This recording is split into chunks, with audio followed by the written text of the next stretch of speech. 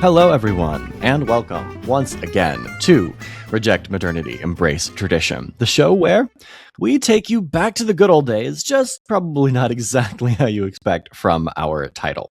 My name, as always, is Clayton Becker. And I remain Megan Cox. And Megan, what are we going to talk about today? Today, Clayton, we are going to be rejecting echo chambers and embracing evidence. This is one that I think we've been wanting to do for a while, maybe not under this specific title, but just sort of the general vibe of people believing wrong things annoys us. Yeah, I mean, yes, as people who are tangentially educators, I think it does bother us also as people who observe others making bad, dumb, and wrong arguments on the internet, because we just can't get ourselves off the internet. We just can't get ourselves off the internet. I mean, that's why we have this thing that we do here. Yes, exactly. We need to talk about it somewhere, and it is here. Thank you, dear listeners.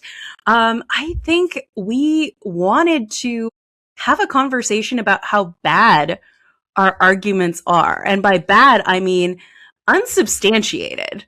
By and large, there's a broader epistemic point to make here that I think I will make later in the episode. But the impetus for this episode is basically there are a ton of people who are just how do I put this gently? Exceptionally wrong about everything all the time.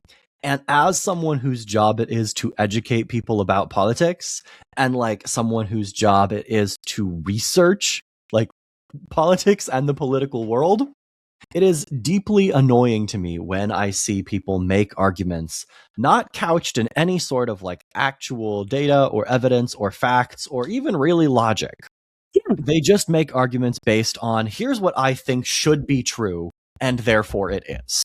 Yeah, and to kind of put the bottom line up front here a little bit, I think some of that is a result of not feeling compelled to be convincing, because you are in an ecosystem where many of the people you're talking to already agree with you, and you're not actually aiming to persuade anyone who doesn't. You're looking to score points. Yeah, you're looking to score internet points. You're looking to score outrage points, right? And Megan and I thought that perhaps a really good framing device for this particular problem is the absolutely just fucking batshit insane reactions to Spencer Pratt not either outright winning or at least finishing second in the LA mayoral primaries earlier this month. Yeah. So to get everybody up to speed on this, if you have not been following it, Clayton and I live in Los Angeles. So we have felt a little bit at the epicenter of this one. And a lot of the discourse is being perpetrated by people who don't live in LA, it seems. But as people who live in Los Angeles, we have, a perspective.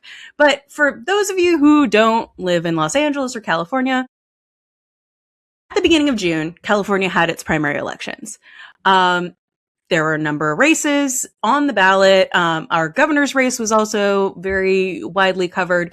But the race for Los Angeles mayor got a surprising amount of coverage outside of Los Angeles.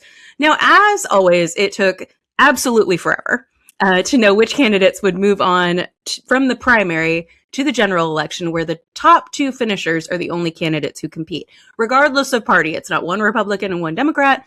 It is the top two finishers, and that's it.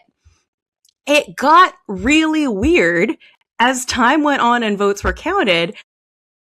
There was this insistence that Spencer Pratt had somehow been denied a top two finish as a Republican in Los Angeles because of fraud. Yeah, this was the line that everyone was going with. There were every single time you got a new sort of ballot drop or a new bit of news, people would say oh, I ran the numbers through Claude. I ran the numbers through Grok, and it told me that this was impossible. It just couldn't have happened.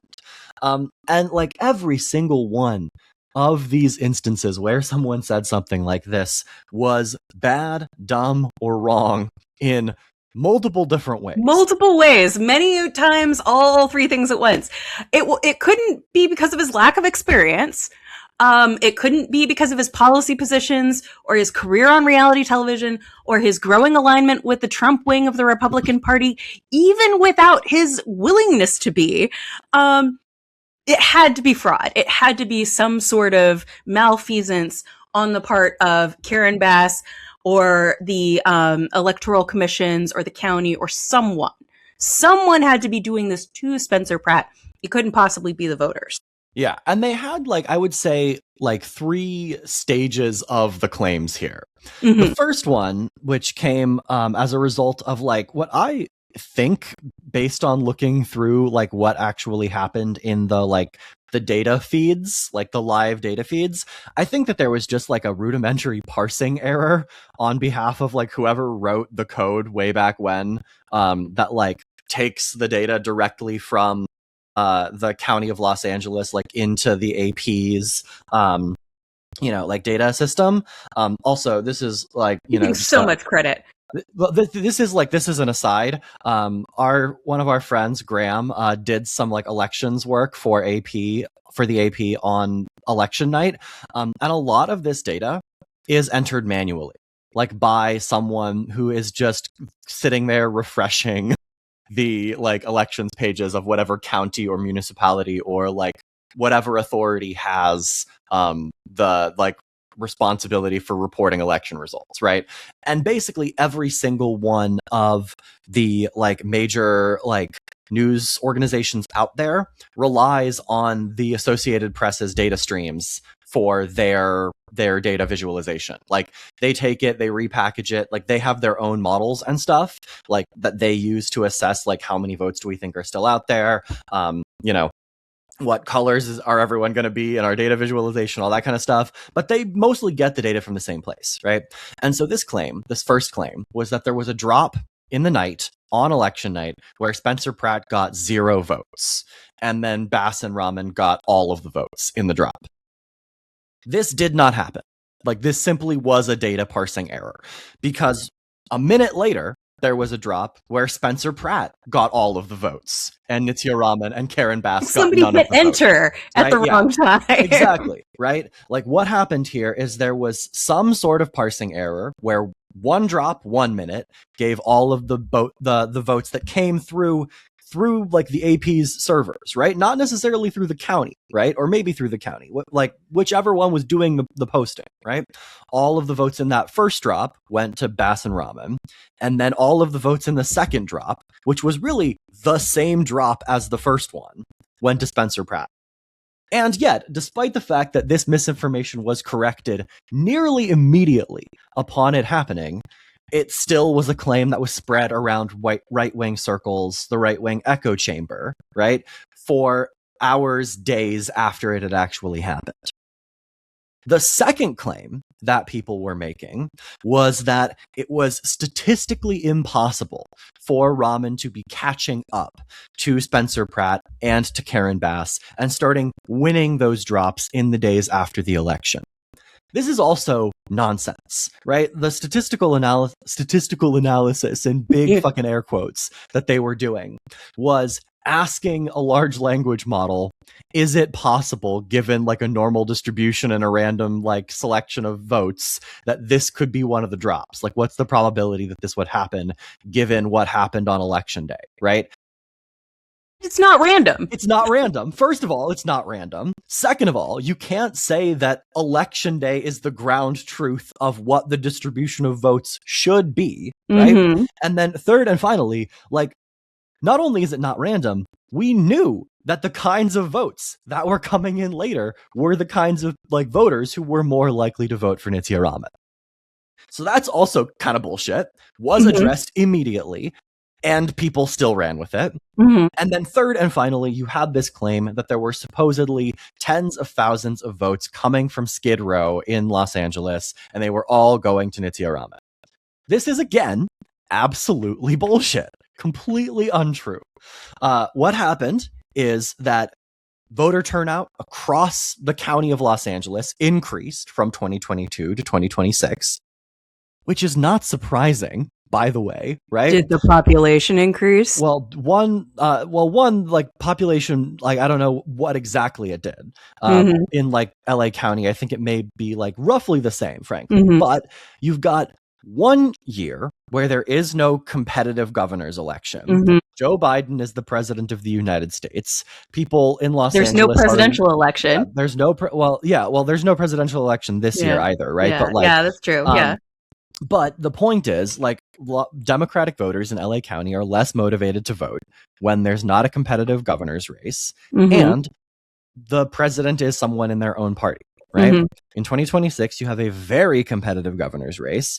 Donald Trump is hilariously unpopular, right? And people are more motivated to vote as a result. So it's not particularly surprising that voter turnout would go up in the county.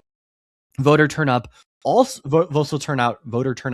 went up in Skid Row, which is a defined area in Los Angeles, like it has actual geographic boundaries.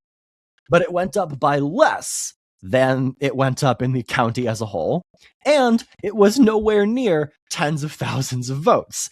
It was a few hundred additional votes because not that many people actually vote in Skid Row. And when you look at who won the precincts that are in that geographic area, Karen Bass did, not Nitya Raman. And so all three of these claims, all of which were addressed immediately after they were made, were bullshit. People were told they were bullshit. They were shown they were bullshit with actual facts and like actual statistics. And yet, all three of these arguments are like still like articles of faith, basically, if you talk to someone in the right wing about what happened to Spencer Pratt in the LA mayor's election, because none of that stuff could actually effectively penetrate the right wing echo chamber, where they're not concerned about the facts. They're concerned about convincing the people that they're talking to that Spencer Pratt got like totally boned. And you know what I think is really important here? Even without all of those components, there are facts that are simply not penetrating that echo chamber, that are not like, oh, this thing looked a little weird and then we corrected the record. They're facts like Los Angeles is overwhelmingly Democratic. Yeah. That's not, I mean, here's, I do want to offer a hot take. Hot take, and I do think that Spencer Pratt had a path to a top 2 finish. Absolutely. If several things had happened, he is a young, handsome guy with an attractive family who has faced and continues to face actual hardship because of the current administration's policies. That's a compelling and well-trodden path to power, honestly. Like, he can show how these policies are affecting him personally negatively, whether he's living in a fancy hotel or living in a trailer. He can show that this has been difficult. It also seems to me that younger voters are not familiar with his reality TV career. I've got no, like, the reason I know who Spencer Pratt is because he like made a whole bunch of videos like trying to get the state legislature not to pass SB 79 last year. I had no idea who he was before. No idea that the Hills even existed. No, I was explaining this to our friend Josh, who is quite young. I love him. I love him so much. But every once in a while he drops, I wasn't born in the 20th century, and I die a little inside. Josh Getz is famously only 17 years old and ages in reverse. He's Benjamin Buttoning. Yeah, okay. Love him to death. But anyway, my point is, Josh is an avatar for younger voters. I was explaining to Josh how and why Spencer Pratt was famous. Like a full, okay, so have you heard of the show The OC? All right, then they did a reality version of it called Laguna Beach. And then there was a spinoff called The Hills. And Spencer Pratt's girlfriend was on The Hills. And that's how he got into this whole thing. Spencer Pratt's girlfriend, now his wife, and they have had, 2 decades in public eye. Yeah. So, but at this point, the actual antics that made him famous are so far in the rearview mirror that many voters don't know all of this backstory.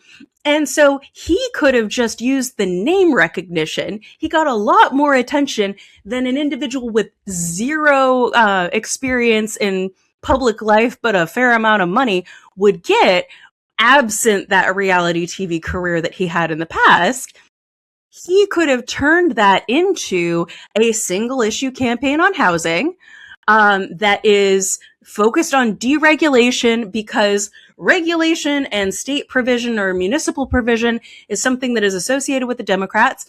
And Karen Bass, despite the fact that it's not really a super partisan job, quote unquote, I think it is the mayor of Los Angeles, a nonpartisan position. Yeah. Officially nonpartisan. Karen Bass was a Democratic member of Congress before she became mayor.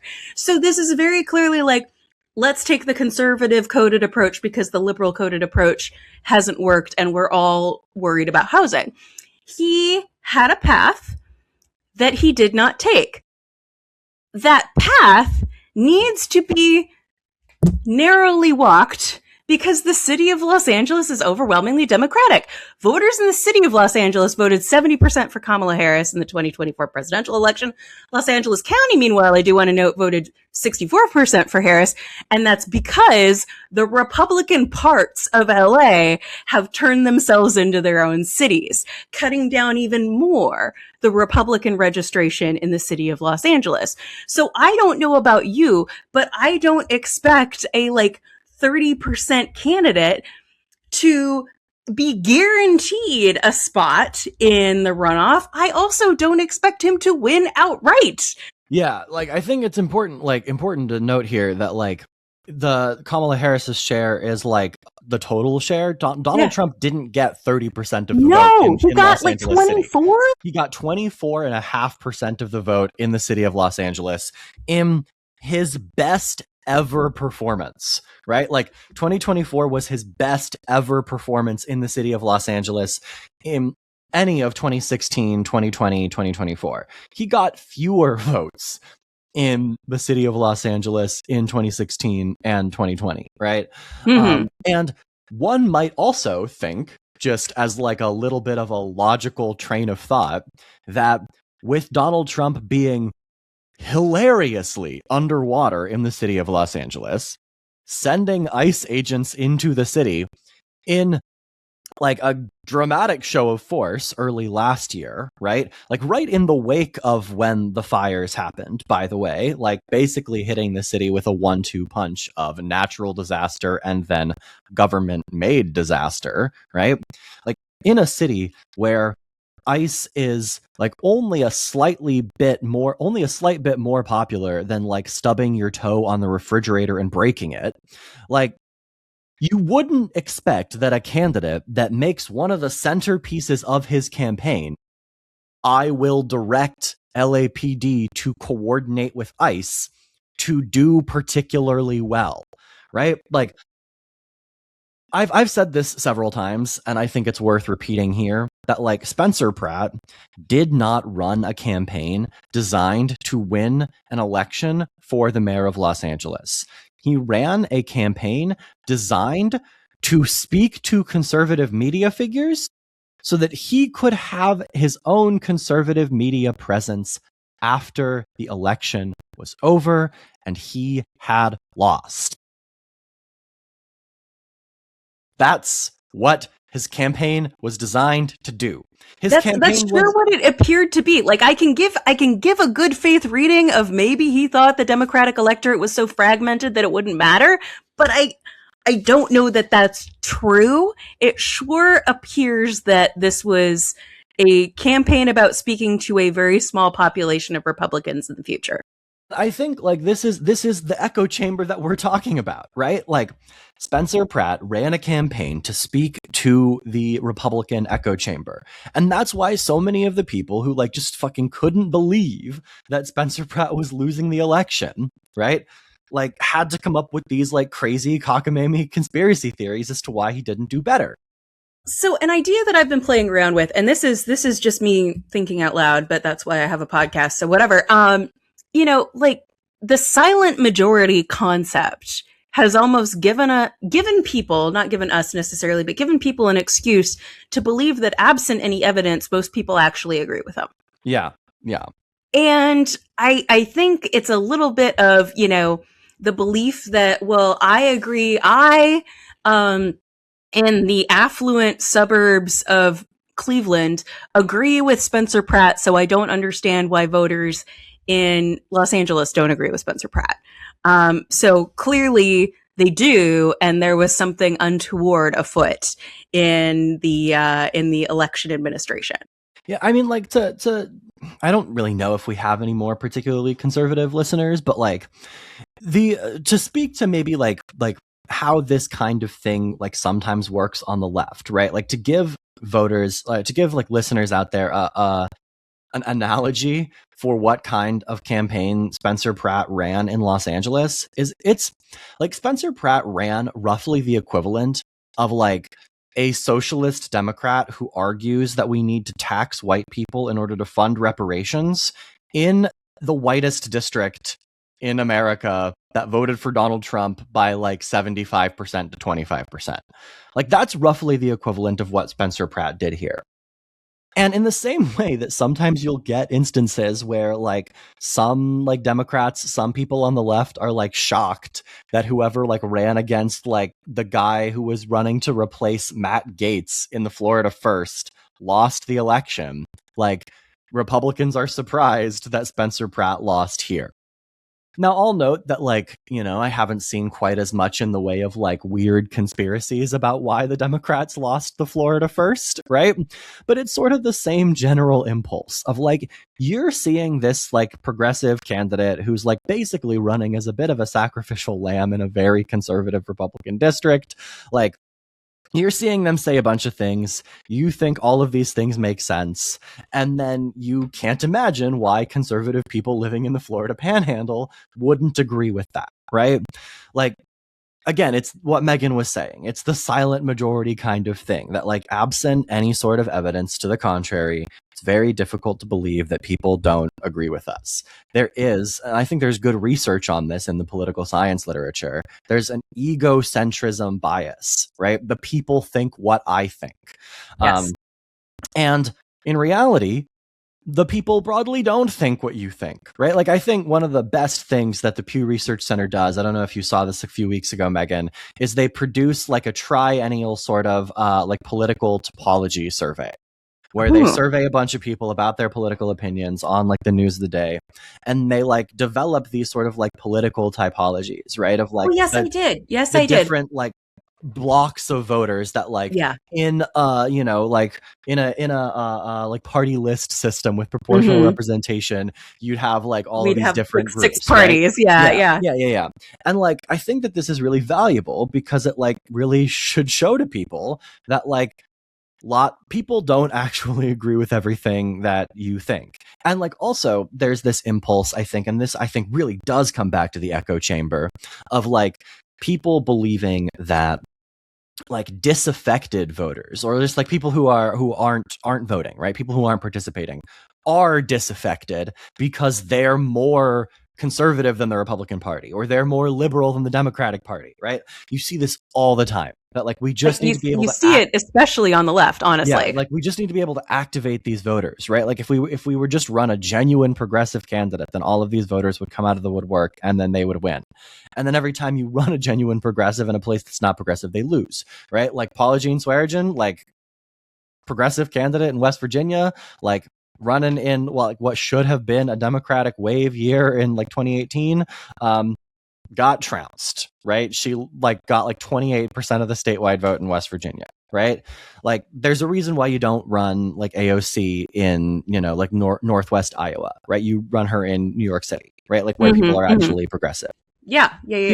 Because people who are like non-voters are not like secret progressives or like secret like racist weirdos. They're just like not secret anythings, right? Like they just don't actually care about politics that much. They're just a little bit tuned out. And it's hard, again, speaking to that kind of egocentrism, it's hard for us to consider people are just like, yeah, whatever. Yeah, or not even like just whatever, or like people just like, you know, who just like don't pay attention to politics, right? Like there's a sizable number of people out there who don't know when election day is, right? There's a sizable number of people out there genuinely right now, like maybe not sizable. There's some number of people out there who do not know that Biden is no longer the president. Like like people, my face just like there are I believe you. There are people who are so tuned out of politics that they like just honestly do not even know when elections are happening. Mm-hmm. Like those people are not secret progressives. They just don't care, right? Yep. And so I think like the long story short of this whole like Spencer Pratt tirade all going into all these election stuff is that like lots of people are in fact in a kind of echo chamber, right? Like I think the degree to which echo chambers are like inescapable is a bit overplayed, right? Like the fact that you and I have seen all of these arguments that conservatives are making is like testament to that fact, right? But like the ultimate like notion of whether or not things are true, right? Like there's some evidence that suggests that people actually do pay attention to countervailing arguments, and I think that's like good, and hopefully that evidence is correct. But like you're only going to be influenced by that information if you are seeing it. If you're seeing it, and also like so much of the conversation is not tied to persuasion, and so much of the conversation is so selective. And I think that, again, limits the idea that you're going to encounter countervailing information. Like the election stuff, it was a good window into this problem, but it's not at all the only bad idea floating around out there. We have talked about bad health information that is fueled by bad data, ignorance, or deliberate bad faith. And I put an example. We did a whole episode on medical misinformation. Yes, exactly. So we did that whole episode on medical misinformation when it comes to hormonal birth control, how it is contributing to rising IVF rates, no data, no evidence. And then how it's attributed to like, oh, cancer, it causes cancer, when that's just, that argument is completely based on not understanding how World Health Organization carcinogen classification works. But I saw another one that just about made me lose my mind the other day. The text on the post is 2.3% of babies born to mothers who received a COVID vaccine are born with holes in their heart. Clayton, would you like to guess the percentage of babies born with holes in their heart to non-vax mothers? Unfortunately, I can't guess because I also saw the community note on this. In the note. It is 2.3%. It's exactly the same. It's exactly the same. Now, obviously, that message, that 2.3% of babies are born to mothers who receive COVID vaccines, you were supposed to connect those two facts and come up with a causal explanation, right? That the problem is the COVID vaccine. And so like that, first of all, there's nothing you can do about having had a COVID vaccine if you already had it. That information is just to make people who oppose the vaccines feel good about themselves. And second, it's completely divorced from broader context. I don't know how you can possibly put that post together in good faith. I just don't. like the study that they cited in the post is the study that made both claims. Yes. Like it's the study that found both things. Like, yeah, there is just simply no way that you put that together in good faith. Like you're actively trying to do misinformation with that. Yes, and it's a simple look at this suspicious thing. Where there's smoke, there's fire. Look at this bad thing. And it's just making us crazy, quite frankly. And it is not helpful to any kind of reasoned discourse or the improvement of anything in our society if all you are doing is throwing out facts to make yourself feel better and not contextualizing it at all. I think that the sort of like broader epistemic point that I want to make here that I like mentioned, nearly half an hour ago at this point is that like what I think we are witnessing here, and like maybe I'm overplaying this a little bit, but like certainly feels this way a little bit, is this notion of like if enough people believe something to be true, then it must be accurate. And like part of it must be accurate at the very least, right? Like there's this notion of like truth as socially constructed in your own particular social network, rather than there just being things that we can verify as accurate and true, right? Like, I don't often talk about like the kinds of experiences I have in the classroom on these like public platforms, right? Just because I don't want to like flame any students or anything. But No, like that's tacky. the last couple of years in particular, I find like when I have these sorts of discussions with students, they are less willing. I don't want to say less able, but less willing to make the arguments they make in discussion primarily be on the basis of the things that we have read, right? The kinds of arguments that they're making in class are well, I feel like.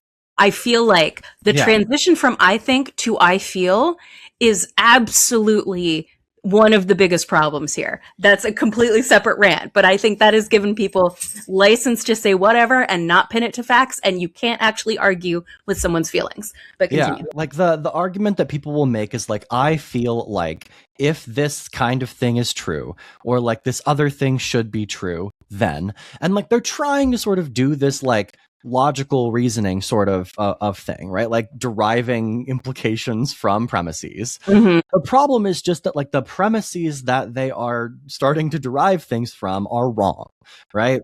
And like I try my best to correct these things, right? Like that's sort of one of my jobs as an educator, like is to get them to start thinking, like deriving things from correct premises. But in a very like real sense, like there is just this transition to like, well, like the people in my social network believe certain things and I'm like not willing to contradict that. I don't want to contradict that, right? Like one of the like weirdest examples of this that I have seen recently, and this is sort of like a tiny little bit of a rant before we take a break, is just like there is a certain segment of the left, right? And this is like to hopefully highlight for people that this isn't just a problem that people on the right wing are experiencing or causing, is there's like this small contingent, like small but like potentially like very, very loud contingent of people who are just like weirdly like Russia and Soviet Union pilled.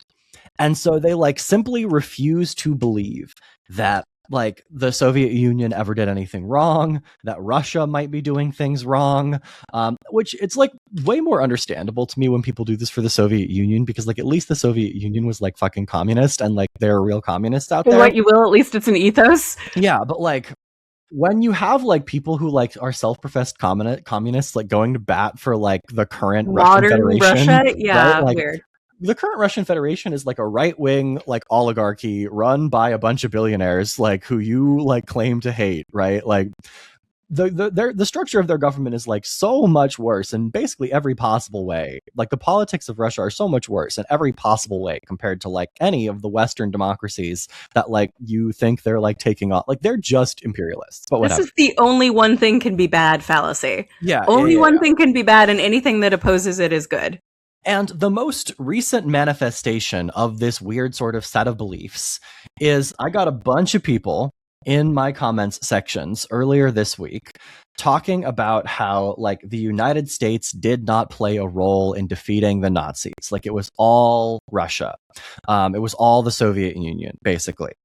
And I was like, this is like simply not accurate, right? Like it's not even accurate if you were to ask the people in charge of the Soviet Union at the time.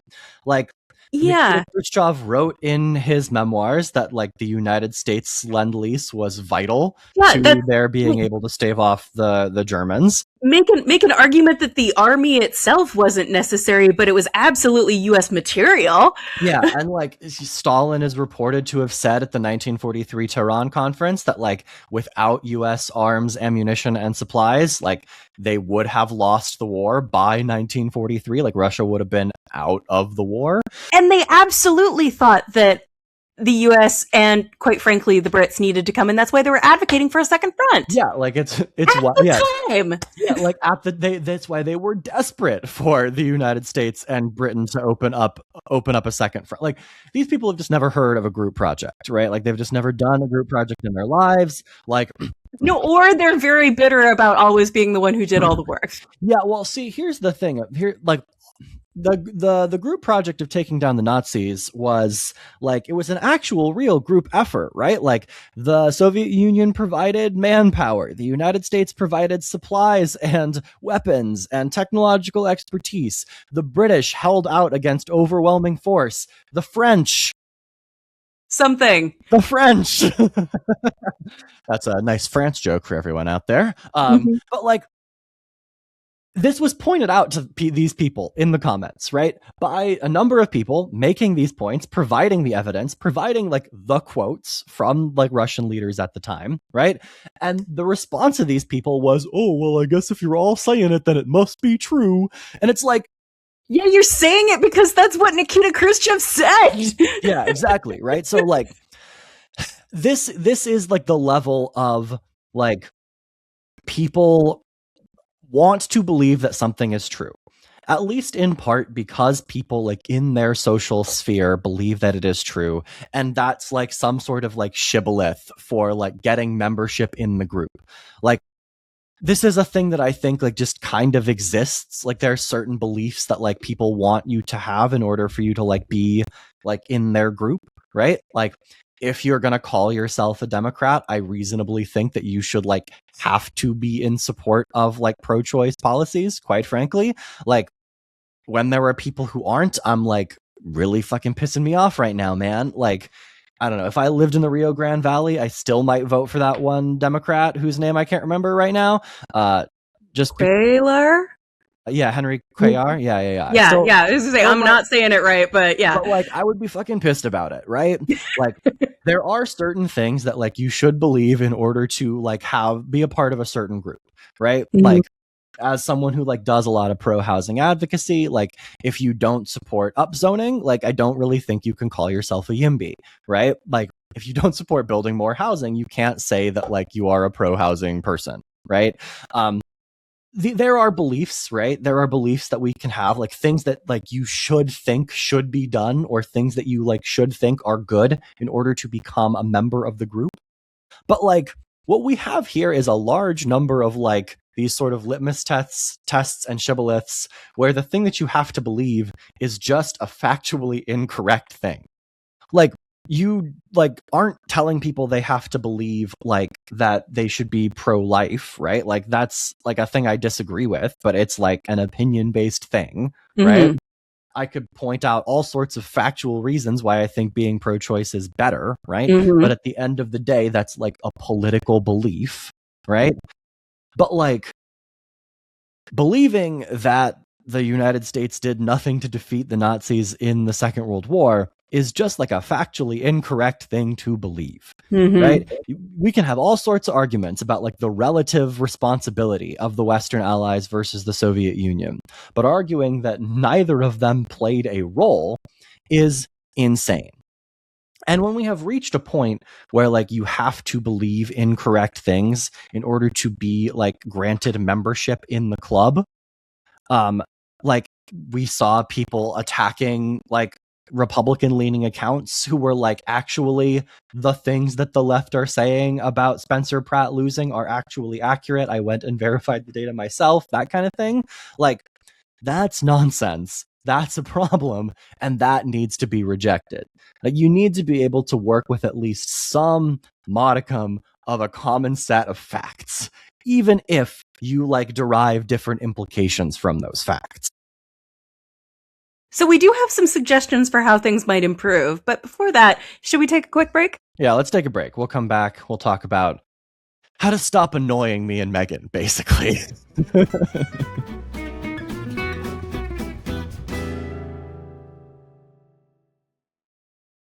Welcome back. When we left you, Clayton and I were going through a laundry list of bad arguments that people make and really just ranting about how they should be better. Fortunately for all of us, we do have some ideas on how we can make our general collective discourse a little bit better going forward. I do think that Clayton and Megan were ranting at you, and we were talking about how people should be better. It could be like a tagline for this show.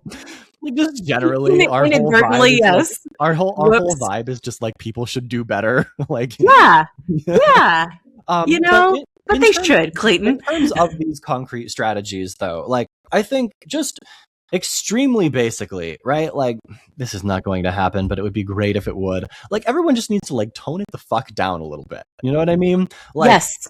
Yes. Spencer Pratt losing an election in Los Angeles is not surprising. And the fact that people have woven all of these insane conspiracy theories out of it is crazy, right?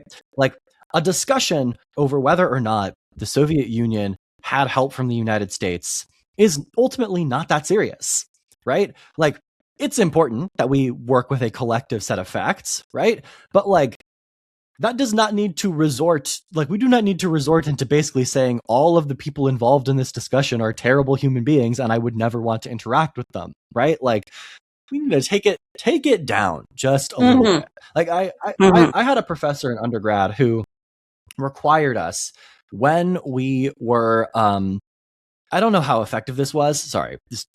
He required us when we were participating in class to basically say, if you were someone who believed these things, then you would have this opinion or whatever, right? Like, he basically made it so that none of us could make the I think or I feel statement kind of arguments, right? We had to make our arguments on the basis of, well, if you believed the arguments that so-and-so makes in this brief, then you would have to conclude that the other like party to the complaint is liable, right? And so then like the people who were like had read the briefs and were like, actually, I think the opposite is true, didn't then go, you are a terrible person for making that argument, right? Like, it was, you're like, putting the argument on another person. You're removing it from the personal. And so like, I think that is, you know, maybe a helpful way, especially when we get into like these really like strident kinds of like policy oriented debates, for people to help take the temperature down a little bit and to like help with the standard of fact-based discourse, right? Like, if you are forced to like couch your argument in some sort of factual premise beforehand, then it helps a little bit, maybe just a little bit. I think that's possible. I really would like us all to return to fact-based argument, and I would like the standard of fact-based argument to be enforced. Now, of course, the first way to do that is social enforcement, consequences, etc. But there are a number of ways that our society has already figured out that we can be enforcing some standards for evidence in our public debates, in our public discourse. These may sometimes be termed censorship, but my argument here is, one, that the whole like free market of ideas does not work in our current society. It doesn't seem to actually push out the bad ideas if you aren't required to substantiate even bad ideas. And also, when we kind of consider like, well, that's suppression of speech or something like that, we have, to varying degrees in various countries around the world, standards for what you can't actually say. It's a matter of degrees. It's not a matter of no one is allowed to place any limits on speech, period. Yeah, and I mean, I think one of the dividing lines here is like the difference between like just having bad opinions, which shouldn't be censored, and lying, which I think we already censor in a whole bunch of different ways. Yes. Right? Yes. Like, exactly. Just to give a couple of examples, right? Like, you can't factually misrepresent your business in contract negotiations, right? That's fraud. You can't libel people. You can't slander people, right? To which truth is a defense if the person isn't a public figure. Yeah. And importantly, like, at least in the United States, when it comes to slander and libel, there's an element of intent there, right? Like, if you knew that it was untrue when you said it, then the libel or the slander claim is on much surer footing, right? Like, you can't quite just claim ignorance of the truth in order to get out of a defamation claim.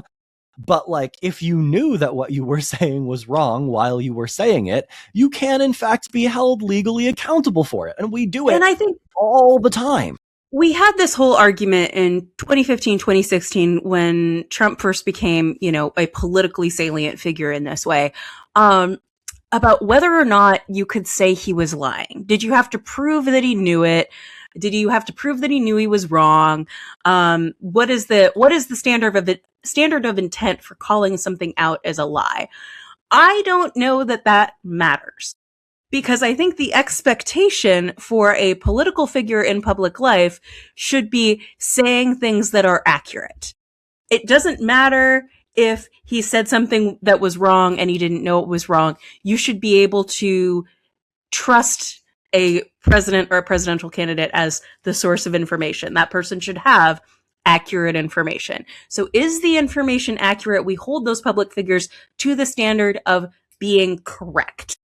That should be, quite frankly, the standard for somebody in public life, in my opinion. And we should hold them accountable when they're not. Yeah, I think that, and holding them accountable can take different forms for, Yes. like, if they were unintentionally wrong as opposed to intentionally wrong, Mhm. right? But, like, the fact of the matter here is that, like, if you have decided to become a candidate for public office, you should, like, be held to a higher standard, both socially and legally, right? Like, Mhm. there is a reason why, like, there are, like, where there is such a crime as, like, inciting a riot, right? Mhm. Like, even if the things that you were saying you found to be true, right? Like, you thought they were true at the time. Like, you thought that all of this stuff was, like, reasonable and needed to be done, right? Like, if you deliberately incite a riot, that is a crime. If you, like, deliberately incite your supporters to march on the Capitol building, then that should be, like, just saying, right? Then, like, that obviously should be considered criminal. And we got so close to holding Donald Trump accountable for that, right? And it doesn't have to just be Donald Trump. It should be like a broader range of political figures that we have in this country.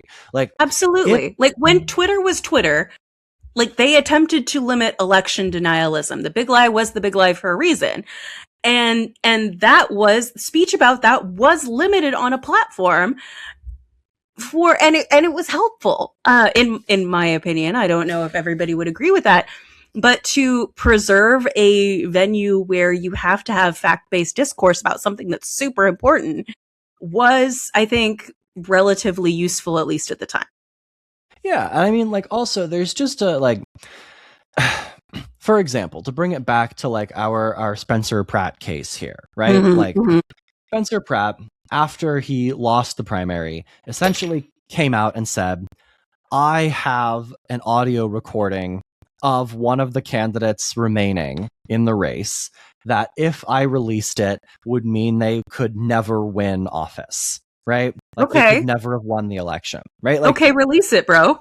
Yeah, exactly, right? Like, everyone thought that basically the insinuation that he's making, more or less, that people have taken away from this is that, like, and the rumor mill's gone crazy, right? But the insinuation is that he has something on Karen Bass that he was going to use in the general election, right? Like, he thought he was going to make it to the general, and then he was going to release this clip of Karen Bass, and it was going to make it impossible for her to win the general election. One of the more, like, I don't want to say insidious, but, like, one of the more bombshell type rumors that it could be is, like, an audio recording of her admitting she knew the fires were going to get bad or something like that, right? And not doing anything about it. Yeah. Obviously, that is a rumor, completely unsubstantiated, right? Who knows if Spencer Pratt is intending to insinuate that specifically, right? But the claim, the very specific factual claim, that I have this audio recording of one of the two remaining candidates that would end their political career, he should be required to prove that. And if he can't prove that, then he should face some sort of consequence for it, right? Like, even if that consequence doesn't take the form of, like, a legally mandated consequence, right? He should face some sort of consequence for it. Like, for example, he doesn't need to be fined, he doesn't need to be jailed, he doesn't need to be whatever, but he could, in theory, be barred from running for public office in the city of Los Angeles again, because he's already demonstrated that he's willing to lie in order to do so, like in order to get what he wants, right? Yep. That's a kind of thing, a very like easy extension, I think, of lots of the kinds of law where we already like censor and censure this kind of behavior, right? Like if you are convicted of financial fraud, for example, again, a type of lying, you can be banned from trading. You can be banned from engaging in anything other than like using a family office, like using your own funds. You can be banned from managing other people's money, right? Yep. Like there are consequences. If you lie to the court, you lose your law license. Yeah, right. Like you can get disbarred, right? Like there are, in fact, plenty of other circumstances in American society where you are penalized for lying, right?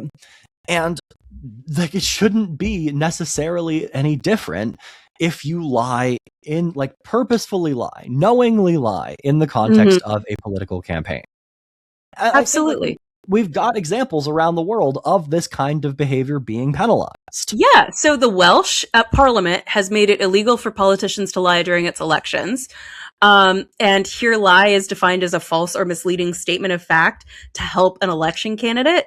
I'm really looking forward to how this works for them because this is not going into effect until 2030.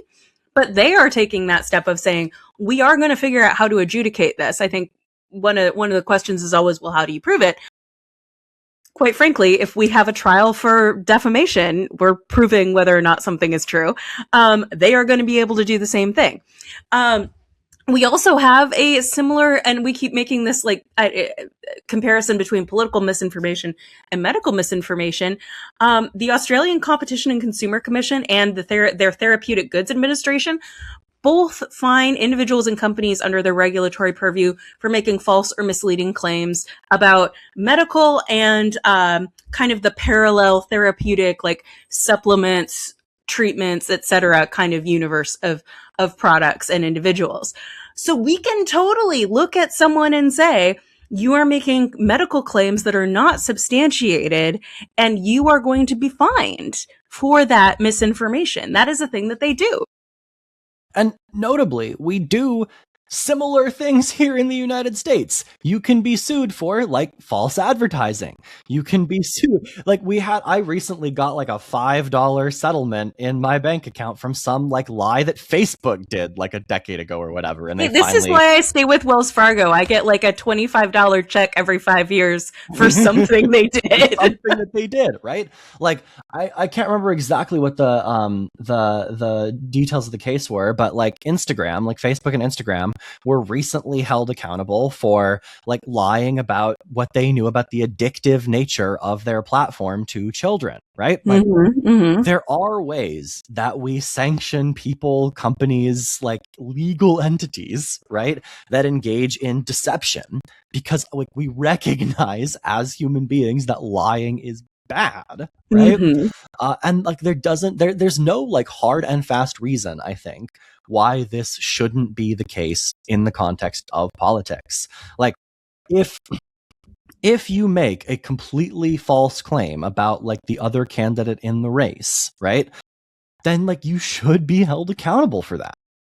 And just to bring it back to the level of a personal interaction, I think the interactions you were having in your comment section about the history of World War II is an example. Like, there was a time, I don't feel that our society is quite this way anymore. There was a time when if you said something wrong, it was kind of embarrassing.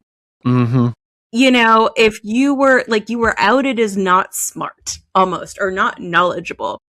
And we have trended in a direction where, you know, the disbelief of experts is so at a certain point, it's every fact is negotiable. Every fact is based on your own opinion and who you listen to. And we've talked, I think, a little bit about, you know, the abandoning of a shared reality and how dangerous that can be. There is no longer any social pressure to know stuff. Yeah, I'm not sure if I could say that there's no longer any social pressure to know stuff. I suppose. But it's certainly a lot lower than it used to be, right? Like, it is no longer quite as, like, to give you an example, right? Like, when people say things that are dumb and wrong in my comment section, I will frequently make videos replying to those people, right? And like showing them why they are wrong. And in many cases, Does it work? Occasionally, but in many other cases, I would say more often than not, the person who I am calling out for being wrong and demonstrating why they are wrong, sometimes not in the friendliest way, I will admit, their response is to, delete the comment, block me, not engage any further. Mm-hmm. Or their response is to comment on the video where I'm proving them wrong, saying, well, you didn't need to do it so publicly, right? Like acting as though I am in the wrong for demonstrating that they are incorrect, right? I'm not going to say that is like the majority case these days, right? I'm not going to argue that like every single time someone says, hey, this thing is wrong, like that the person who is doing the calling out is the one who faces some sort of like potential social sanction. But the fact that it is even possible that the person who is like doing the fact check can be like held accountable for the way in which they do the fact check. The tone policing of the fact check. Yes, it is a little bit crazy to me, right? And like, I think that this is, again, like Megan and I are well aware that the audience that we speak to on this show is predominantly a like liberal left-wing audience, right? Like a democratically aligned audience. And so we want to speak to what, members of that group can do, right?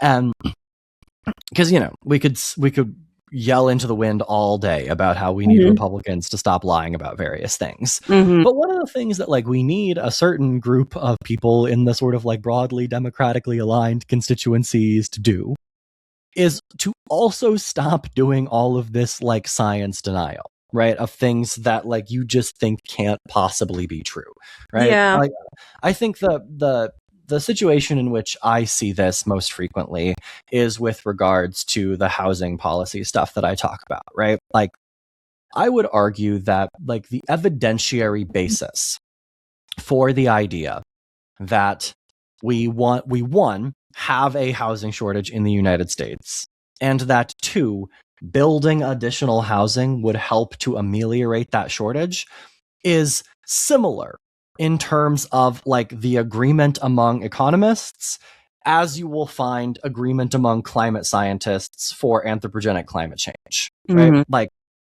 and yet you get a bunch of people in a very similar way on the left who argue that research cannot possibly be right because it just comes from all of these like bourgeois economists who are funded by real estate interests, right?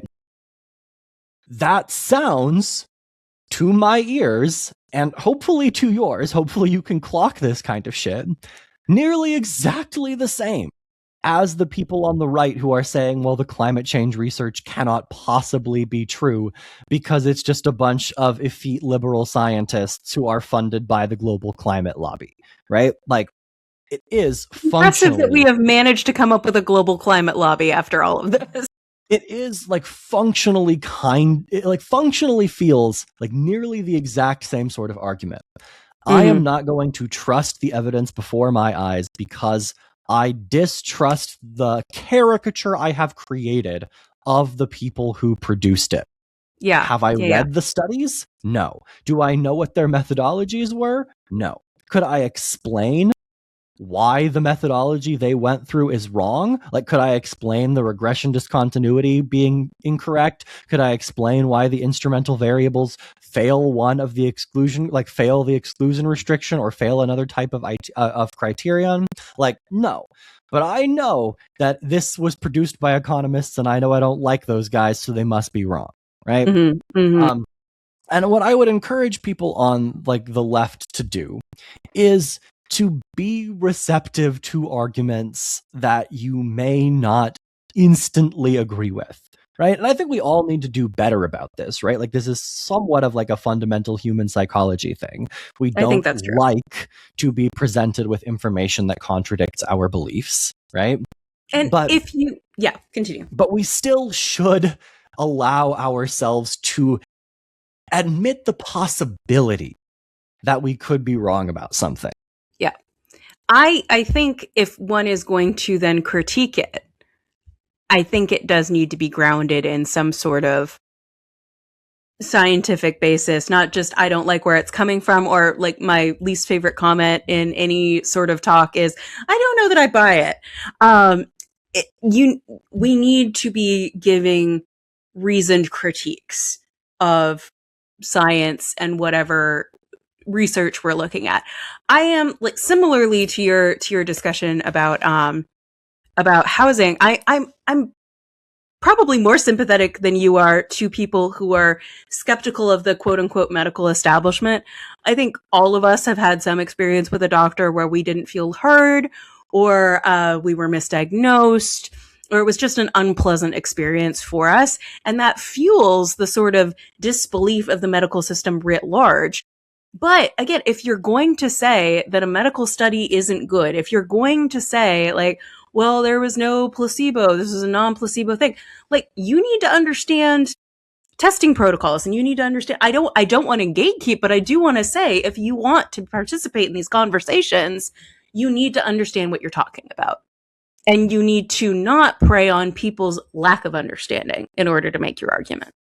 I'm going to make another Ted Lasso reference here. In the second season where they bring in Dr. Sharon, and Ted is like not about it because he had a bad experience with his couples therapist, Dr. Jacob, who ends up dating his wife, which fucking crazy, like actual like medical malpractice there.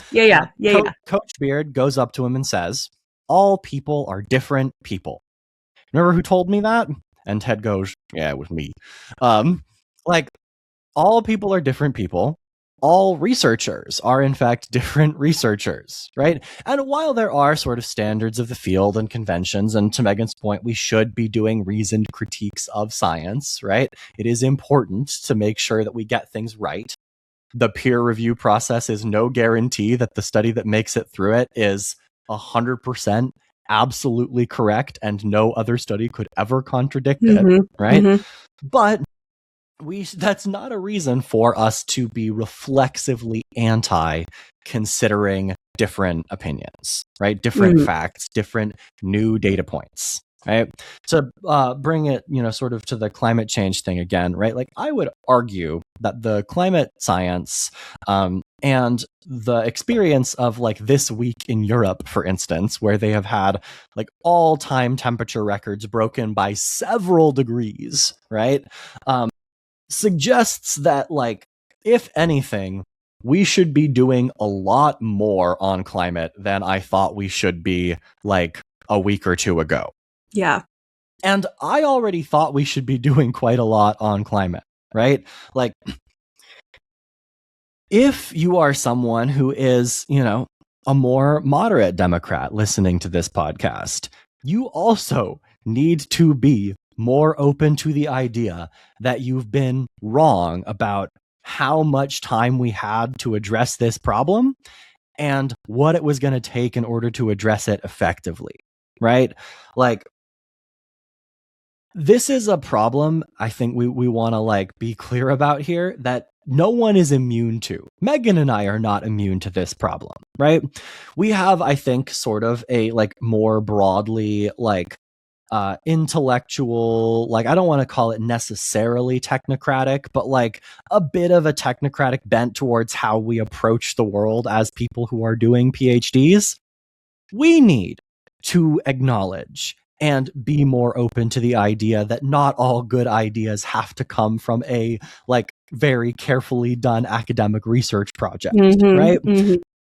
Frequently catch myself being like, if it wasn't an experiment, then I don't care. And I'm like, nope, I can't do that. That's not good. No. Right? Descriptive work is important, Clayton. Yeah. I frequently find myself being like, if it's not causally identified, don't show it to me. And then I'm like, no, wrong. Can't do that. Right? Like, this is not a psychological bias that people are immune to, that anyone is immune to. And the problem is not like one specific political party engaging in this more than another. I mean, to be fair, I do think that the Republicans engage in this more than Democrats do. I did a research project for a computational social science class a couple of years ago where I scraped all the data off PolitiFact and then was like, who lies more, and does it vary over the course of an election cycle? And it does. The Republicans lie their asses off super close to an election and then stop lying when the election is over. It's insane what the actual figure looks like. Might do something with it at some point. Okay, let us know in the comments if you want to hear something about that. But the broader problem here is that we have, in what I think is like a really understandable way, like because of sort of all of the competing demands on our time, the competing psychological demands we have these days, things grabbing our attention, like we have allowed ourselves to become like not vigilant to giving into that kind of psychological bias, right? Like Megan was saying, there used to be a bit more of like, I am worried to be wrong. Like I am embarrassed about being wrong. And this is something that I have to like get my students not to be worried about when they're talking, right? Like they are very afraid of being incorrect.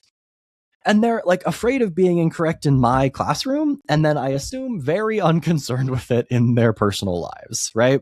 Like the difference between like trying to get people to engage in a classroom and like trying to get people to like the difference with how concerned they are about being wrong in the classroom and and how concerned like my TikTok commenters are about being wrong is insane. And I can't really tell you where that difference comes from. I don't even really know where I'm going with this. But the long story short is that we are well acquainted with how to guard against this kind of psychological bias, right? If the people think what I think, I just need to say what I believe, right? Even sometimes to our detriment, right? To where we don't actually express our opinion because we think that we're being wrong. And then in other circumstances, we completely turn it the fuck off. And we need to figure out how to reach a medium between those two things. I agree. Well, thank you, Megan. I have nothing to add. I feel like we've covered this. All right. Well, until we're able to do that, I guess. Until we're able to do that, yeah. Until Megan and I can come up with a topic where we aren't just ranting at you guys for an hour. No, I felt like we were pretty good on this one. This one was pretty nice. Until we manage to reorient ourselves, guard against those psychological biases, until we can hold people accountable for lying in other contexts than the ones where we already do so. I have been Clayton Becker. And I have been Megan Cox. And we will see you guys on the next one.